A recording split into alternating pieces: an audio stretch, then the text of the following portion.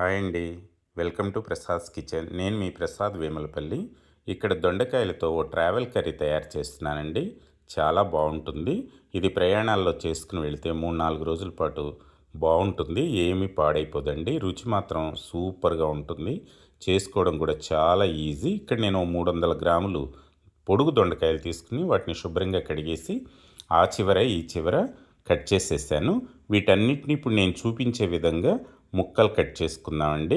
ఈ ముక్కలన్నీ కట్ చేసుకున్న తర్వాత వీటిని ఒక ప్లేట్లో వేసుకుని 2 గంటల పాటు ఫ్యాన్ గాలి కింద ఆరబెట్టుకుందామండి. ఇట్లా ఆరబెట్టుకోవడం వల్ల ఈ దొండకాయ ముక్కల్లో ఉన్న జిగురంతా కూడా ఆరిపోయి పొడి పొడిలాడుతూ ఉంటాయి. వీటిని ఇప్పుడు ఫ్రై చేసుకుందామండి. స్టవ్ వెలిగించి నేను కడాయి పెట్టి డీప్ ఫ్రైకి సరిపడా ఆయిల్ వేస్తున్నాను. ఈ ఆయిల్ బాగా కాగిన తర్వాత వీటిని మనం 2 బ్యాచ్లాగా వేసుకుందాము. మీ అవసరాన్ని బట్టి మీరు ఎక్కువ తీసుకుంటే కనుక ఎక్కువ సార్లు వేసుకోండి. వీటిని మరీ చెక్క ముక్కల్లాగా వేయించుకోకూడదు. అలా వేయించుకుంటే పంట కింద నలగవండి, అంత బాగోదు.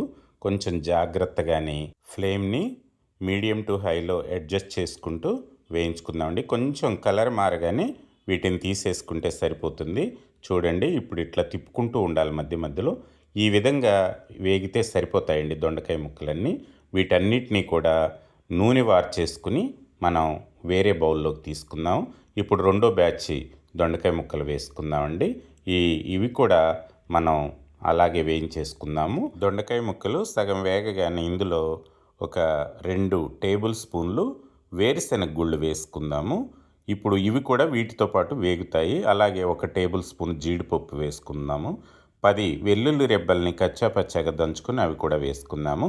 ఒక 2 రెమ్మల కరివేపాకు కూడా దూసేసుకుని ఇందులోనే వేసేసుకుని ఇవన్నీ కూడా ఈ దొండకాయ ముక్కలతో పాటు వేయించుకుందామండి. అప్పుడు దొండకాయ ముక్కలు కూడా ఈవెన్గా ఏగుతాయి. ఇవి కూడా మనకి టేస్ట్ఫుల్గా ఉంటాయి ఏగి.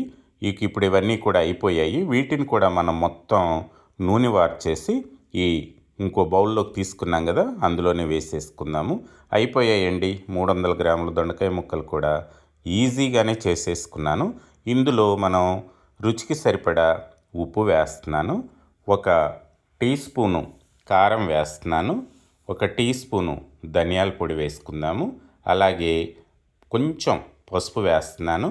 1 అర టీ స్పూను జీలకర్ర పొడి వేసాను. 1 టీ స్పూను ఆమ్చూర్ పౌడర్ వేస్తున్నాను. వీటన్నిటినీ ఒక గరిటె తీసుకుని బాగా కలుపుకుందామండి.